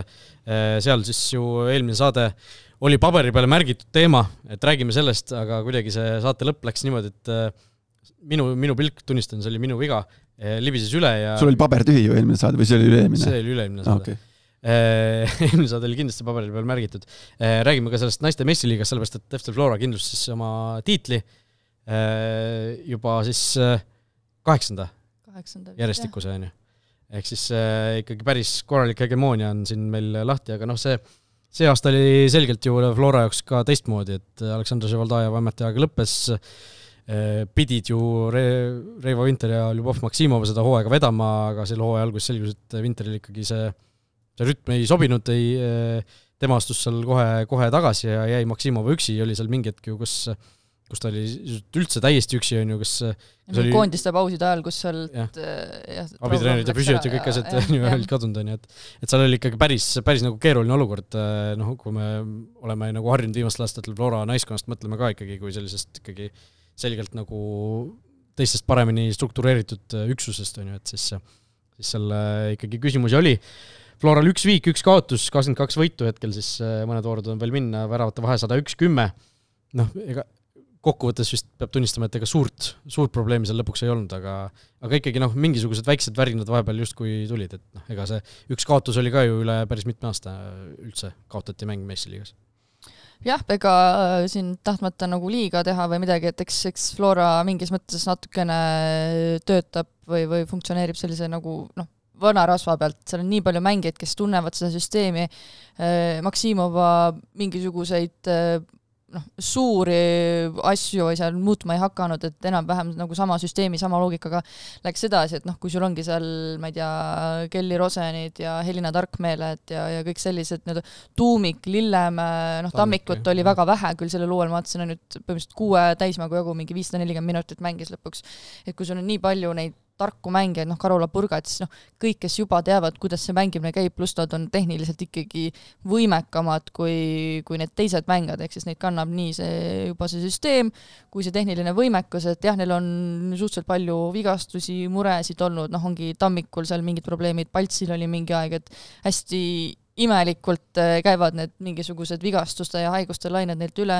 samas jälle tulevad noored, et neil on nagu nad on ikkagi teinud head tööd sellega, et neil on parimad võimalikud mängijad enam-vähem seal klubis olemas ja panevad edasi, et natuke see küsimus tegelikult on praegu, mida teeb Maksimov edasi, sest ma saan aru, et ta esinduse juures ta on natukene andnud neid ohjasid käest ära, et neil sinna vist see Carl-Sander Eenso läks vist sinna, kes pidi vist sinna kuskile Saudi Araabiasse minema. Ta oli ju Kuressaare abitreener, eks ju, ja siis tuli see Saudi Araabia, ta ütles oma Eesti asjadega nägemist, on ju, ja siis tuli välja, nagu me teame, et seal Saudi Araabiast lõpuks ei läks siis nagu Flora juurde, leidis siis endale sinna naiskonna juurde, et ma saan aru, et tema on seal ka kohati vahepeal sellises juhtivamas rollis olnud, et lihtsalt, et mis sealt nagu edasi saab, et see Flora nagu tegi lagunema ei hakkaks, et aga kurb on see, et Tabasalu, kes tundus kõige loogilisem tiim tegevat seda järgmist sammu edasi, sellist päris sammu edasi, lõpuks on nüüd praegu pronksi mängus, aga et ei saanud sinna Sakule mingeid sai vastu, aga Saku nüüd jällegi on nagu minemas, tundub, et pigem omad, et selle hõbedaga, et samamoodi tublid, samamoodi kvaliteeti, Katriin Saulused, Treibergid, asjad on seal ju olemas, et see on minu jaoks lihtsalt üllatav, et vähemalt on meil see pronksi heitlus, et meil ähvardab olevat, ma ei tea, mingi 3-4 aasta järjest, kus meil vähemalt pronksi naiskond erineb, et mingi aeg oli seal Kalev, siis tuli see, ma ei tea, Tammeka vist on ju, siis Tabasalu ja nüüd äkki Viimsi, et vähemalt see toob meile sellist värvi siia naiste meistriliigasse, et mis millestki kinni haarata, sest et jah, seda Florat sealt keegi peab kangutama, ma ei tea. Mingit super naiskond oleks võib-olla vaja sinna, et seal Levadia äkki ka esiliigast tuleb ja siin on, sellest Paidest on ka ju räägitud, eks ju, sinu enda Paidest, et kes just praegu seisuga tundub, et nagu järgmine aasta saab ikkagi selle võimaluse otse meistriliigasse tõusta, et Paide on ju hästi nagu ikkagi põhjalikult ja tõsiselt võtnud seda naiste jalkat ja seal tahetakse kõva naiskond kohe esimesel aastal ilmselt välja panna, aga lihtsalt punkti arvude mõttes Flora 67, Saku 50, Tabasalu... Seal on erinevad mängud arvud, vaata, praegu nad mängivad ebavõrdselt. Üks mäng vähem peetud 50, Tabasalu 41 ja Viimsil siis üks mäng vähem peetud 40, et see on siis see pronksi heitlus, mis praegu käib. Ja siis tuleb juba 10. vahe, Kalev 30, Tammeka 14, Elva 10 ja siis on see õnnetu Ararat ka seal veel lõpus, eks ju, mis see Ararati teema ka kindlasti seda naiste meistriliiga hooaega natukene jääb siis, ma ei tea, ilmestama või jääb selleks üheks nagu suureks teemaks, millest me oleme siin juba natukene rääkinud ka, eks ju. Öelge, kui ma eksin, kas eelmine aasta see Flora naiskond pani ju täitsa puhaste paberitega läbi või midagi nad kaotsid või? Kas nad ühte viiki ei teinud kuskil või... Et võrreldes sellega on... Üks viik oli, 25 võitu. Võrreldes sellega on nagu märk, et väike. No ma ütlen, üks kaotus on tulnud võitude asemel põhimõtteliselt. Aga lihtsalt see taustal palju rohkem on toimunud, kui eelmine aasta oli ikkagi Šavoldaeva käe all, need asjad ju lihtsalt seda jõudu... polnud variantigi teistel vist üldse. et see aasta nagu natukene on Flora justkui no see aasta oli jah, seal kindlasti üks napp oli see, Tabasalult said 1-0 võidu kätte mingi 90+2 penaltist vist või, et paar päris nappi ja vist Araratiga mängisid, kas mingi, äkki eelmine aasta oli, kes Araratiga nad on mänginud mingi 5-4 ka ja mingid 4-3 ja noh, mingid sükst asju, et noh, mingeid nappe kohti tegelikult on olnud, aga jah, seda võimu on lihtsalt nii palju. Ja siit edasi saame minna ka siis naiste koondise juurde, kes siis mängis ära selle aastase Balti turniiri reedel ja esmaspäeval need mängud toimusid reede siis, tahtsin öelda reede õhtul juba, aga sain sõnasabast kinni. Reede pärast lõuna ajal siis kell üks mäng algas, Leedus mängiti siis Lätiga, saadi siis päris selline valus 0-1 kaotus. Mäng oli nagu selline kuidagi ei saanud nagu hästi käima seda üldse, et alguses justkui olid asjad nagu lubavad, siis lätlased said ootamatult penalti, lõid selle sisse ja see lõi kuidagi jalad alt ära Eestil. Jah, kuigi teisel poolajal jälle ju läks see mäng ülihästi käima, et neid võimalusi oli meeletult, et häid võimalusi nagu tegelikult nii palju ei olnud. No seal pigem tekkiski nagu see löök, see viimane löök, viimane otsus, see viimane kvaliteet, et Eesti jõudis sinna vastase kolmandikule ikkagi väga-väga sagedalt, et tõesti see mängupilt, seda on alati sükene sinisilmne rääkida siin, kui jube ilus mäng oli, aga oli. See on nii kurb, ma olin reaalselt see lõpuvile käis ära, ma olin nii pettunud, nagu selline nagu solvunud, et kuidas me ei saa, see oli meie mäng, mulle see teema meeldib, see mängupilt versus tulemus. No see tõesti oli, see penalti, tõesti mingi esimene olukord, kus Läti sinna kasti sai, algaski seal natukene nii-öelda taustal peatreeneriga rääkisime neid, seda penalti olukorda natukene siis, et oligi, et seal olid mingid valed pressingud olnud, et see olukord, kõik eksisid seal järjest ja siis oli seal kastis selline ülikehv klaarimine ja siis veel halvem klaarimine otsa, kus siis otse lihtsalt vastasele jalgadesse natuke võib-olla sellist frustratsiooni pealt. Aga tõesti, Eestil neid momente seal alguses kohe, ma ei tea, Saulusel mingi 1 versus 1 olukord ja meeletult, et väga kurb, et mina väidaks suhteliselt kindlalt, et sellise võimekuse või oskuste ja mängupildi poole pealt Eesti 100% selle Balti turniiri võitja oleks pidanud olema. Nagu päriselt. Ja siis Läti läks finaalis. Läti võitis finaalis 3-0 Leedut Läti, kes mänguliselt olid siis regionaalselt lihtsalt.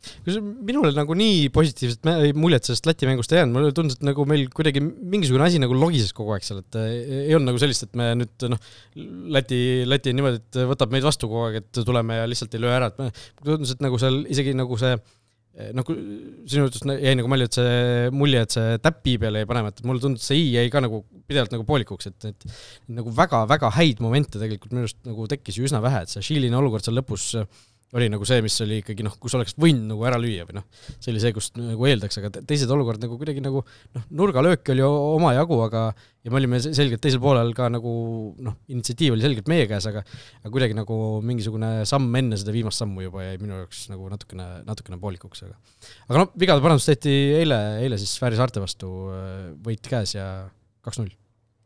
Jah, seal samamoodi esimene poolega väga tugev, teine poolega vajus nagu ära, et see oli päris laat, et seal vastane ka muutus natukene selliseks agressiivsemaks ja siis läks juba raskeks, et see ongi nüüd see koht tegelikult, et me mängime Läti ja Leedu ja Fääridega, Leeduga nüüd tuleb on ju mäng siin järgmises aknas veel viimases aknas, et me mängime nendega tegelikult lustlikult ja toredalt, aga siis kardan tuleb jälle see mingisugune reaalsuskontroll kuskil mingi Põhja-Makedoonia ja me nagu ei saa hakkama, et me see on nüüd hästi see kurb koht, mis võib nagu tekkida, et jah, need positiivseid märke on, seda jällegi nagu vana katkine plaat, aga see mängupilt seal on tõesti väga paljudest asjadest kinni võtta, need mängijad on meil noored, isukad, nad tahavad teha, et seal tõesti see tuumik on ju meil 2004-2005 sünniaastaga, et see jällegi see annab nii palju sellist usku edasi, et ja Liselle Paltsilt suurepärane värav, esimene värav väga üks väga kole värav ja üks väga ilus värav. Ja, aga mõlemad loevad. Jah, nii ta läks, et tõesti lõpus võib-olla see natuke vedas, et seal Fäärid midagi vastu ei saanud, et koheks surusid, tõsi käpa midagi hullu korda ei pidanud saatma, aga jah, see on see, et noh, see teine poolek natukene oli selline hirmutav, sest ka selles aasta esimeses pooles oli neid mänge, kus see jällegi mõjus jällegi kaootiliselt, et mis me teeme või kus me teeme või miks me eksime nii või et eks see väga üles-alla see värk käib, et järgmine aasta ju siis valikmängude aasta ja eks näis, ega seal vist endiselt on ju need mingid tugevusgruppides mängitakse, et seal seal jah, naistel on natuke teistsugune süsteem. Kedagi vastu ei saa niikuinii, aga jah. Seal nagu sa ütlesid, Leeduga vist nüüd novembris, ma ei tea, kas need mängud on kinnitatud või ei ole veel, aga mingisugune jutt käib, öeldi küll, et novembri lõpus Leeduga. Et koondise aastat veel päris nii-öelda kokku võtta ei saa, aga kusjuures ma vaatasin, Leedu peatreener on Tomas Ražanauskas, Markus ütleb nimi midagi või? Kunagi mängis Eestis Premier Liigas jalgpalli. Ražanauskas või? Jah. Et Eestiga oma seos tal täitsa olemas. Mul on sealt TVMK aegadest oli neid lätlased leedukaid oma jagu, kellega koos sai mängitud. Ja mis nimi kõige esimesena pähe tuleb? Tomas Rimas, jah. Katšanovs, Kabovs, mis seal oli see värava, Trifonovs. Ka oli neid vendasid. Jõudsime siis Leedu Dobretsovs juurde, jah. Nii, midagi veel, mis vajab menetlemist või käsitlemist möödunud nädalast või tulevast nädalast? Karikamängudest rääksime, Premier Liigast rääksime, suuremaid asju siin. Palju mänge on veel ees, jah. Väga palju üle, kaks vooru koondise mängud pole kaugel juba. 3 nädalat, 2,5 nädalat. Koondis on siin paari nädala kaugusel, jah, et siin pärast seda Premier Liiga viimast vooru, mis toimub laupäeval, selle esmaspäeval koguneb Eesti koondis on ju, et ja siis järgmise nädala neljapäeval vist siis tuleb seekord suhteliselt väikese selle vahega tuleb see koondise koosseis välja, et tasub oodata. Jah, ja Paalberg lõi jälle värava. Väga ilusa värava. Okei, Sapinenist nüüd on ikkagi Sapinen tegi vahespurdi nagu kiire ja korraliku. Asjad selgeks. Aga siin jah, näed, hooaja lõpus ongi Sapinen siin särama hakanud, Anier hoo üles saanud, Ainsalu täiesti hoo üles saanud. Ainsalu oli täiesti fenomenaalne. Ma olen nii rahul, et 20 mängu järjest ilma väravata ja nüüd on mingi 6 tükki järjest. 0 söötu ka oli ju. See tuli ka üllatusena. Piisas mulle ainult öelda, et eestlased alati nagu õigel hetkel astuvad lavale. Sinna kõrgemale mängima ja hakkasid toimetama. Aga Sapinen tundub, et võtab ikka selle ära mees on vormi ka läinud siin ju see 3 väravat, üks oli väga ilus individuaalne sooritus ja muidugi üle prahi värav oli see, kellele on pannud 4-0 Narvale on ju. See, kus oli, ma lugesin kokku 7 puudet, oli peaga vist. Nurga löögist, jah, 7 peapuudet. Sapinil siis kokku 20. Ja Paalbergil 15 või? Paalbergil 15. Et see vana ja see 20 väravat hooaja jooksul, mis räägivad ründad, see on see, kus nagu mängumeeste piir algab, et see on Sapinil nüüd lõpuks nagu käes. Sealt hakkab piir Eesti tippmeeskonna tipuründaja väravate arv. See on nagu eeldus meistriks tulekuks ja see eeldus on praegu täidetud. Levadial ei ole sellist 20 värava meest. Teist hooaega järjest tegelikult. Paidel pole sellist 20 värava meest. Paidel võib-olla 20 värava mees on, aga ta tuli hiljem. aga praegu ei ole. Vot. Nii et tõmbame siit otsad kokku. Järgmisel nädalal oleme tagasi siis jälle tavapärase rütmis esmaspäeval, kui vaatame siis Premier Liiga eelviimase vooru teemad üle ja ka karikamängudes juhtunu tõmbame kokku. Nii et aitäh kõigile, kes meiega olid. Kohtume järgmisel nädalal.